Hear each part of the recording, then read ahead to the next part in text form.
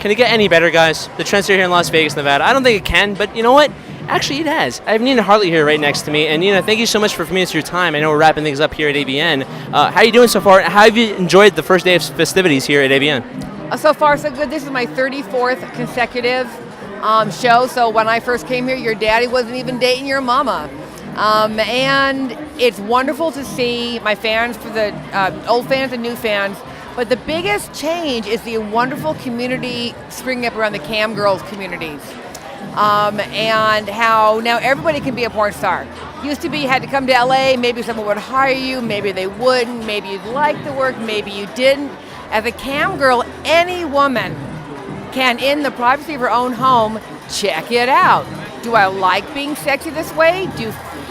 What is it about? I can make my own money. This is great. So that's the biggest change in 30 years is digital, ascent of digital, but the cam girls. Yeah, you mentioned that. It's like, for me, although there's nothing minor about cam modeling or doing camming because you can make good money off of something like that, but it is kind of like you said, the minor leagues where people can try things out, and then if it's not agencies calling them, it's people and fans that are followers say, hey, you should get into this. Have you noticed that? Yes, and also cam girls who find out can come to the show will come up to me and say, hey, Nina, I'd love to shoot with you. And so I like camming. I cam myself because what I like about camming is that I get to do what I want.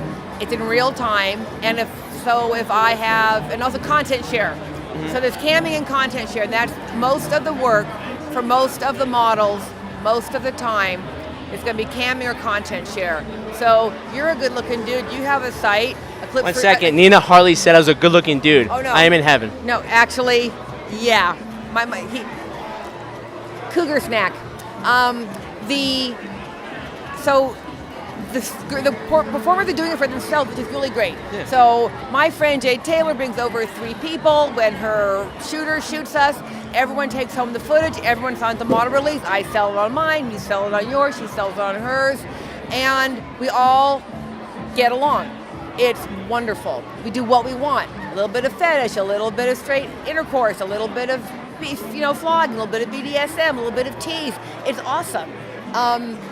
I like work as much as I ever did in all the years. I like it more now than I used to because the more variety of things. Very true. It used to be, okay, the director wants it this way. Yeah, but I want to do him this way. The director wants it this way. So now we're the director. We can do what we want. It gives more powers back to the performers instead of being dictated, this is what they feel is attractive or sexy. You know what's sexy for you. You know what's attractive. You know what's going to turn you on, or actually what your fan base is going to enjoy because you have more interpersonal connection with them, right? Yes, what you said. Exactly so. So who are we talking to today? So we're from the High Spot Podcast. We cover professional wrestling. We kind of went a little bit on the edge. In November, I tried to interview, but there was such a long line for you. I was like, I have to talk to the one in Jersey, yeah, because we're from Jersey. So we Go cover Jersey! Go Jersey Devils. Pick it up. But basically, I always compared professional wrestling to the adult film industry. People would look at me like a face, what do you mean? Because in professional wrestling, it's very competitive. Everybody wants that spotlight. Everybody wants the ability to brand and market themselves and merchandise and all that stuff. So I would assume that's the wrong word for me to say.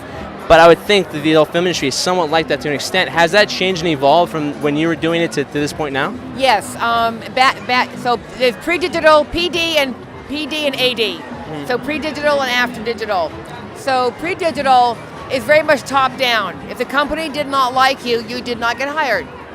So if the company had too many scenes of you, or they thought you'd gotten too fat, they didn't like your haircut, whatever, they did.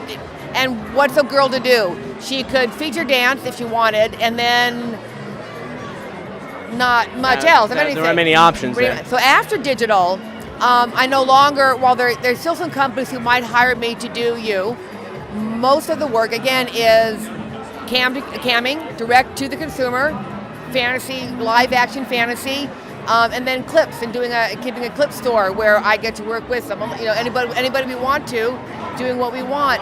So you're not gonna make a killing, but you can make a living.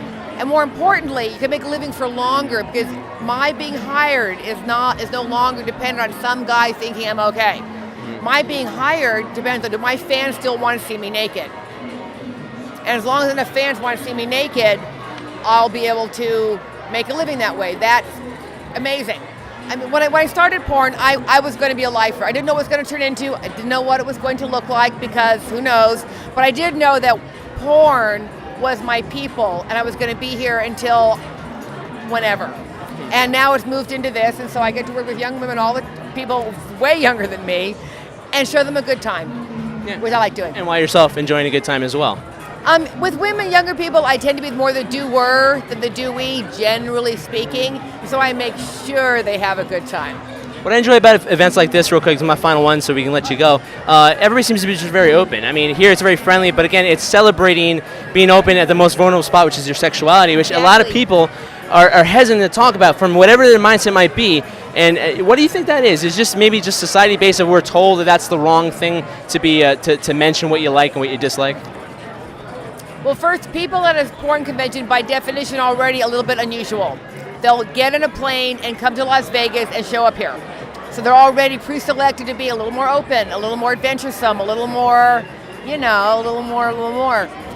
Generally speaking, and our job is sex, so it wouldn't do me any good to make porno and then have you come here and I'll be all standoffish and oh my God, well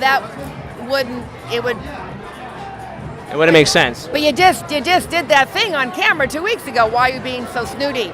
And most of the women here, we like our fans. We like what we do. We're here because we like it, not because someone said no one's forced to be here. Yeah.